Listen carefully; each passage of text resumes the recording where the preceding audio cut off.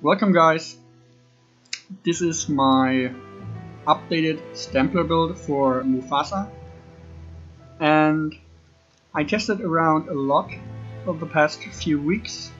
I tested a lot of different setups, and actually I will show you two of them right now. So the first setup is based on 2 heavy, 5 medium. We have 2 pieces chalking here.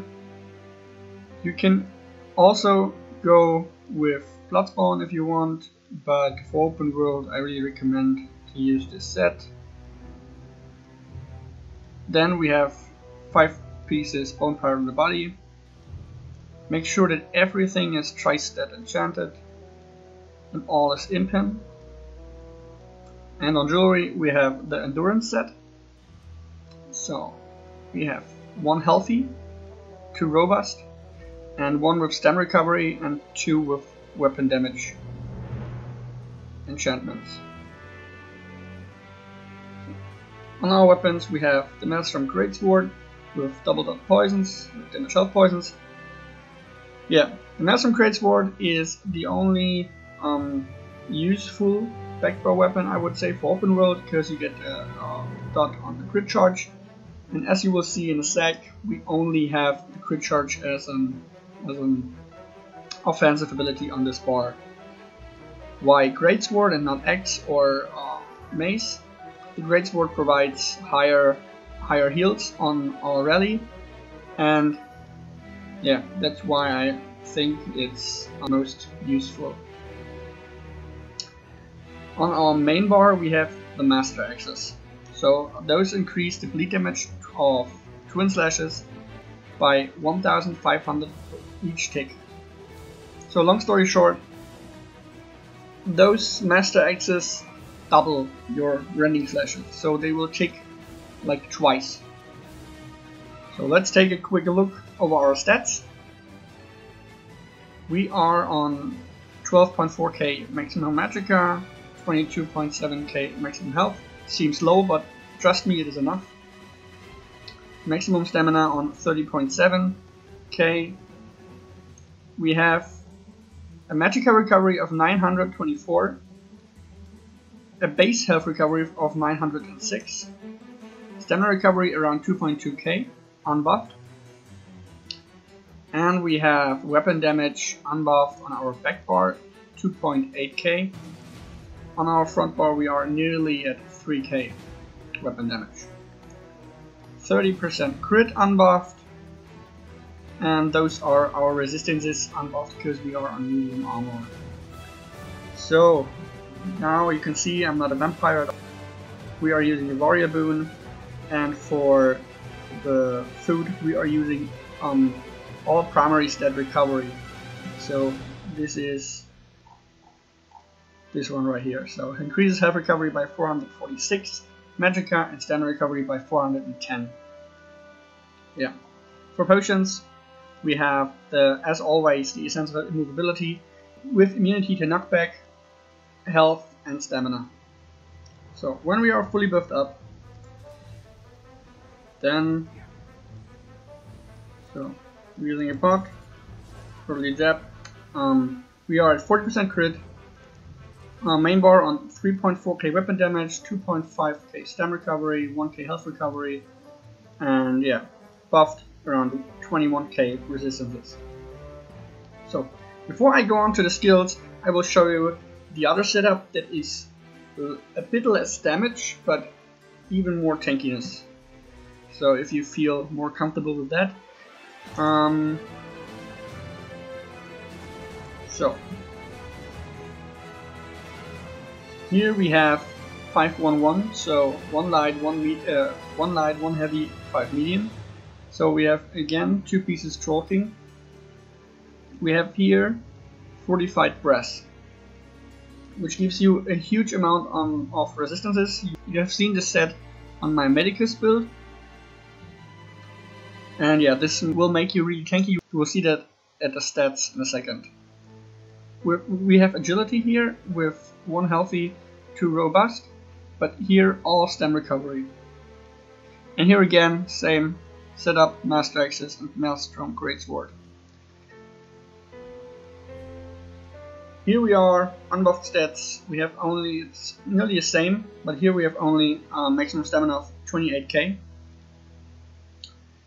Health recovery, magical recovery is also nearly the same, unbuffed.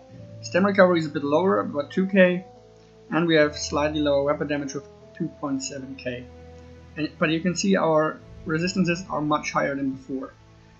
So when we buff up on this setup, pick a pot, we are at 2.3k stamina recovery, 1k health recovery again, 3.2k weapon damage, and around 27k resistances on both bars, which makes you a lot more tankier and actually allows more faults from your side. I will switch back to the first setup because the skills and the CP are the same. So let's get right into. We have Power of the Light, Rending Slashes, Biting Jabs, Resolving Vigor, Quick Cloak, and Dawnbreaker. So I guess those four skills here I don't need to explain why we are using Quick Cloak. As I already said in most of my videos, is that movement is essential for successful open world PvP. And Quick Cloak gives you a short uptime on major expeditions, or on 30% more movement speed, which really helps to kite people or to get out of fight or find a new fighting location. Yeah, on our back bar we are sitting on Critical Rush, as I said, the only offensive ability, and provides the dot from the Maelstrom weapon. We have Extended Ritual, Shuffle, really important, Rally, Focus, I guess it's a normal backbar Stamplar setup here, and Remembrance. So at last, let's go through the champion points. We are on 37 Warlord, 17 into Sprinter, 64 Moonkelf, 56 Healthy. I will explain that in a sec. Tumbling 56, nothing here. 23 Mastered Arms, 61 Thaumaturge, 37 Precise Strikes, 45 Piercing, 64 Mighty, 56 into Ironclad, 35 Medium Armor Focus, 4 into Spell Shield, 37 into Resistant, 49 Hardy, 49 Elemental Defender, nothing here, and that's pretty much it. As you have seen, our resistances are really low, so we need really good healing to survive. And there comes the combination with Troll King. So we have Troll King here, then we have the 20% higher health recovery from our potion, we have the drink here which provides health recovery, and we have 56 points into healthy at our CP. So full buffed up, our health rate here will be at 3.4k health recovery. This plus our vigor, which is fully buffed up at a really high tooltip, actually, on especially on the Bone Pirate setup, we have nearly 16k, which is actually really high. So that means that you just need one or at least two dodge rolls to get back on full health. So this really helps you to stay alive in PvP, and in my opinion, it's not about resistances, it's about how good your healing is. And that's why I prefer to run lower resistances and higher healing. We make a quick location change. I just want to show you how strong those master axes really are. So now I will show you how high those bleeds really are. As I said before, those master axes will double your rending slash's damage. Plus, the bleed from the axes makes it to a really strong dot. And the thing about bleeding in comparison to other damage over time effects is that bleeding ignores resistances. So it doesn't matter if you have a target that uses shields that has 15k resistances or has 40k resistances. The bleeds will always be the same. Here we have a friend of mine, he switched to a heavy armor setup. And I will show you now how high those bleeds are. So you can see it takes for around nearly 2k, and it's just the rending slash's dot.